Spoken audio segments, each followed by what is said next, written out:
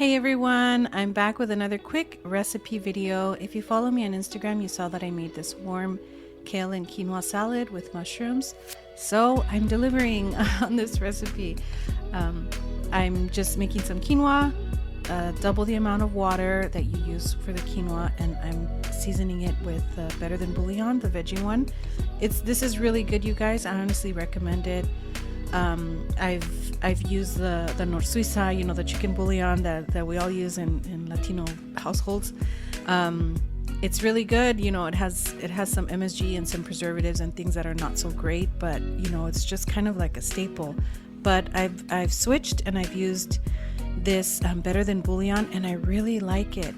This is a veggie one. They also have chicken and beef, and I've seen it recently at Costco, so it's pretty accessible, and you could find it anywhere. So that's what I seasoned with, and while that's boiling, I'm cutting down some kale. I'm just cutting off the stems, and this is lacinato kale. It's different from the curly one, the regular curly kale that you find in the stores, and we got this at the farmer's market. I took a trip with my girls to the farmer's market this week, and this is some of what I picked up. And I really like this kale. It has, I feel like, a milder taste.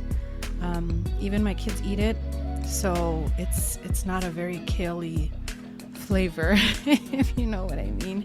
If you're not a veggie person, this is a good kale to start with. It has a lot of calcium, iron.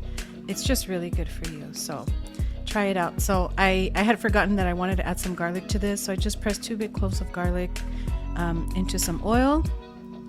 And you don't need too much. You just want to saute it a little bit before it gets too brown, and then I'll add the kale back in that pan. So because this kale is a little softer, a little sweeter, you don't have to cook it down as much. Wilt it down as much as you like, but I find that it's not tough, it's not stringy or fibrous. It's actually really really tender, so you don't really need to cook it down as much. It wilts down a bit. And you'll see in a second, once it wilts down just that little bit, you just take it off the heat and you're pretty much done as far as the kale.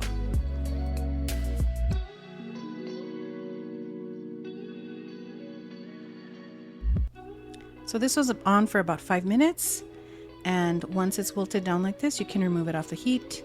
I like for it to keep its color and texture. So for our mushrooms, we're gonna go with these from Fungi Valley. I've actually been buying these ever since. I found them at the farmer's market, and every trip we go now we pick some up. There's some pink oyster mushrooms, some yellow oyster mushrooms. He also has blue. He threw in a little lion's mane that you'll see in a moment, and believe it or not, I mean they have a really distinct flavor even from color to color, and they're just so delicious. And the vendor, he's a really fun guy, so yeah. I'll put his information down below. He does grow locally in LA, and it's all sustainable.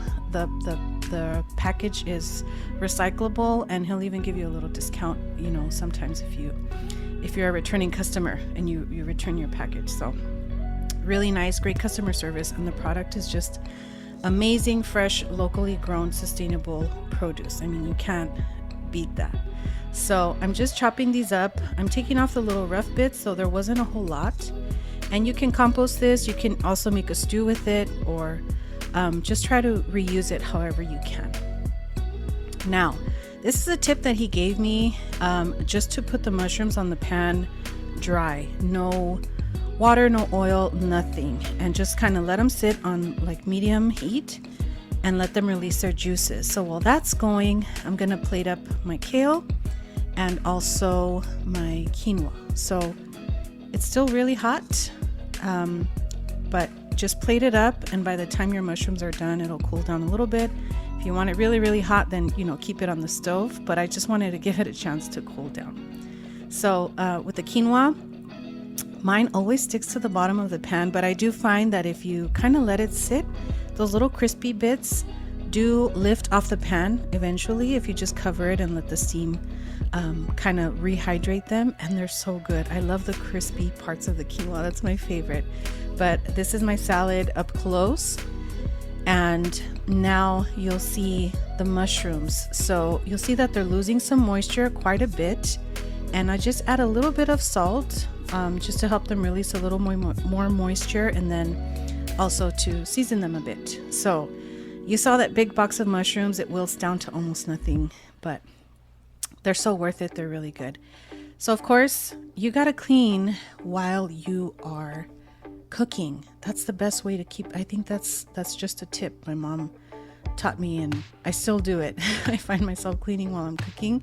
So if you're making dinner tonight, just take a minute to do some dishes, and it won't be so bad when it's time to put everything away and wash dishes again. So now that the mushrooms are pretty much wilted down, there's no moisture in them, then you add a little bit of oil and you just kind of saute them for a minute or two, not very long at all. You can see they're already crispy, some of them are charred, and this last little minute crisps them up so well, and they're not like stringy or chewy, they're just perfect. Oh my goodness, I had to sneak a bite.